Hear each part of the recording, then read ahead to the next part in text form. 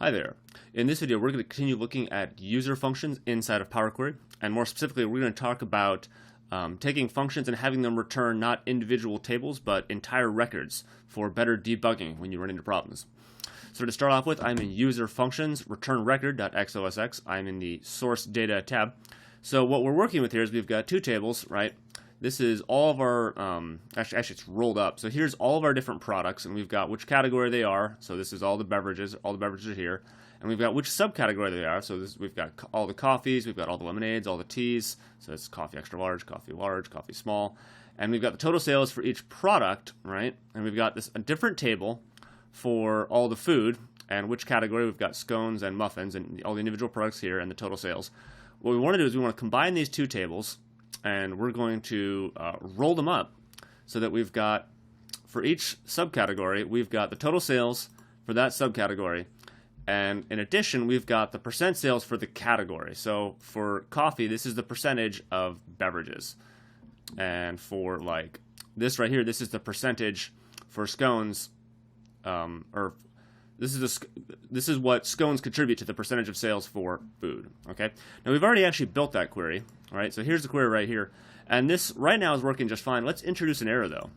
So I'm going to come over here. I'm going to change this subcategory. I'm going to hit F2 to go into edit mode, and I'm going to change it from subcategory to subcategory. All I'm doing is making that C uppercase, and that's going to be enough to sort of throw this whole thing off. Now you're not going to run into that usually with machine generated data, but you might, or you might run into something similar. So now when we come over here, let's go ahead and rerun the query. I'm going to hit refresh. Now we're going to get, those last two rows are going to be gone. We're going to get an error. Now we can go in there to check on the errors. But let's just go and, I'm just going to right click on here. I'm going to go into edit mode. And we see that we've got these errors. So we see that clearly something was wrong. That's pretty easy to notice. And when we open it up, we find this error message. The column subcategory of the table wasn't found. And if we look, the way this whole thing works is that we start with our source data, we filter down to only the tables that we're interested in, and then we use this function that we've defined earlier, this function clean, that takes each one of these tables, the source tables, and cleans them up. And for the first one, if we click here, the first one worked just fine, and the second one generated this error. So this is okay in that we at least know which table the error is in, but we don't know that much more about it. So, and that's kind of the problem with functions, is that they are indeed a black box. So when the black box breaks, you have no way of sort of looking inside the black box and figuring out where the error occurred. Now, you do get these error messages that will give you some clues, but there is a way that we can set this up so that it works just a little bit better, okay? So that we can track a little bit more and be able to more specifically find where the error is occurring. Narrow it down just a little bit more. Okay, before we do that, though, I'm going to show you one quick thing. I'm going to come here to query into record. So this is a pretty simple query. So if we go up here, source, we take one of those tables, we're going to remove the top rows, bottom rows, and promote the headers, same as we always do. Okay.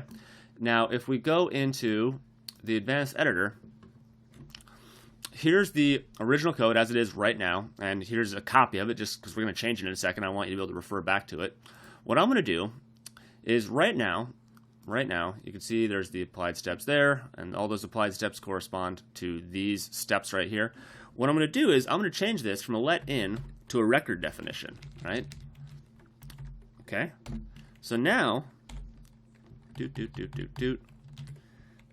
I've changed this, so it's no longer a let in, right? It's no longer a let in like it is down here. What I've done is I've said I've defined a record.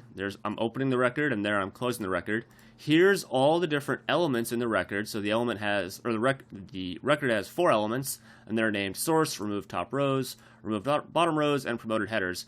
And I'm getting the promoted headers element from this record. Okay, so it looks a lot like this, and that's not a coincidence because they're actually basically the same thing. Now, when I hit done, we're going to lose the GUI is going to break. It's not going to show us all the applied steps here anymore, which is too bad. But we're going to get the same exact answer, okay? And that's because the let in is just a way of defining a record that's a little easier for people to understand. That's all it is. Anytime you've got one of these let ins, you're defining a record. There's one teeny tiny difference between the two of them that I could get into in a different video, but basically they're the same thing, okay?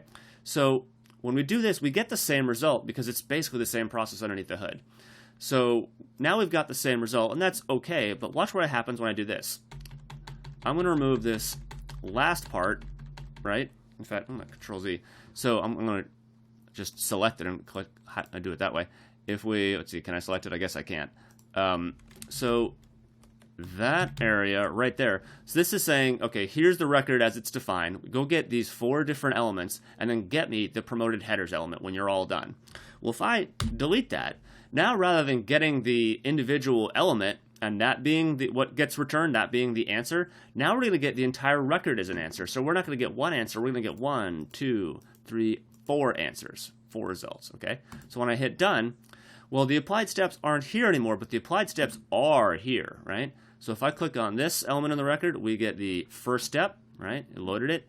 If I click on this, I get the second step. If I click here, I get the third step. And if I get here, I get the 4th step.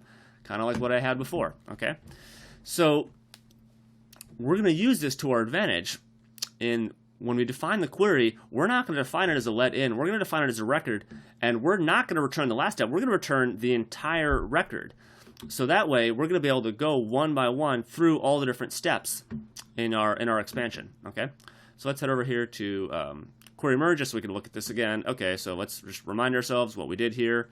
We got a list of all the tables that we're interested in. We applied our cleaning function. We get the error there, and we remove that column, and then we expand this. Okay, so I'm going to actually remove these last 2 steps because they're going to get in our way in a second.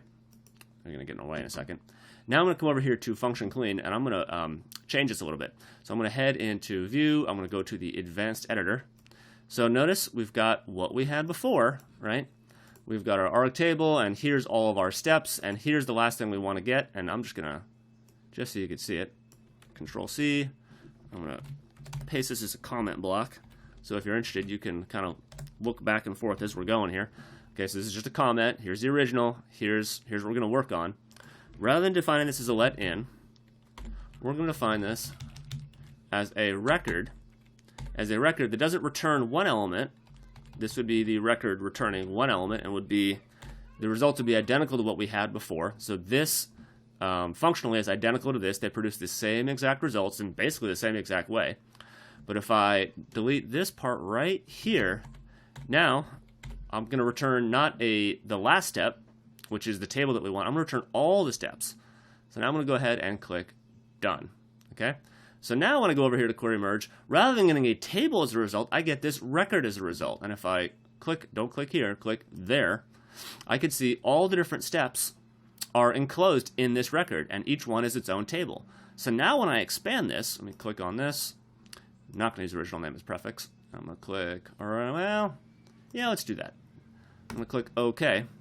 Now, for each one of these tables, I've got all the individual steps that were involved in cleaning it up. So here I've got step 1, I remove the top 2 rows. Okay.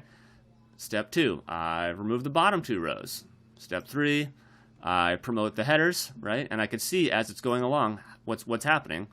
And then when I'm all done, I've got this part, which is what I had before. This is the old answer, right? So let's assume this isn't broken for a second, and let's just work that way. I'm going to click on promoted headers. I'm going to shift click here, and I'm also going to control click on content, and I'm going to right click and do remove columns. Oh boy, there's more. Let's see. What did I do there? Okay, I think I have to do this the slow way. So I'm going to right click. I'm going to remove that column, and I'm going to, oh, I see, there's a bunch more. Take all these steps except for the very last one. This is the very last step. Remove everything but that last step. So now, when I expand this, if I didn't have that error here, which I have, what I would do is I would expand it, I would uncheck use original column name as prefix, and this is what I started with. This is the thing that we started with. So you might be asking yourself, well, how is this any better? Well, the reason it's better is if I come up here to expand cleaned, before all I knew was that this table was producing the error. Now I can actually go through and see all the different steps and see where the error actually got generated. So the error occurred somewhere between here and here, right? So now when I click on this, it says the column subcategory of the table wasn't found. Now I know that it was it was looking for that subcategory in this particular table. So I can look and I can spot it. Oh, subcategory. It's a lot easier to spot where the error is. So I'm going to go ahead and close and load. Okay, I haven't fixed the problem yet, but I've got a better system for dealing with it. I come back here. I hit F2 to go into edit mode. Change this to a C. And now I can reload this. And I get the right answer. But more importantly, later on, if I run into some other error, within that particular function, rather than being like, well, okay, I'm just going to like look at the function for a couple hours and try and see if I can't spot it, I have a much better way of trying to find where the different errors occurred. And also, if I'm passing this off to somebody else, you know, who isn't me, right? They don't know how I got to that function. They can at least sort of step through the function one applied step at a time to see what's going on and maybe better understand how the whole thing works. Okay, well, I think that's if you're going to use functions, I think that sort of is a very good way to go about using functions, because it just makes for a better maintaining of the code later on. But obviously it's your choice. I just think this is a pretty good option to have at your disposal. All right, well, I do hope that was helpful, and I will see you next video.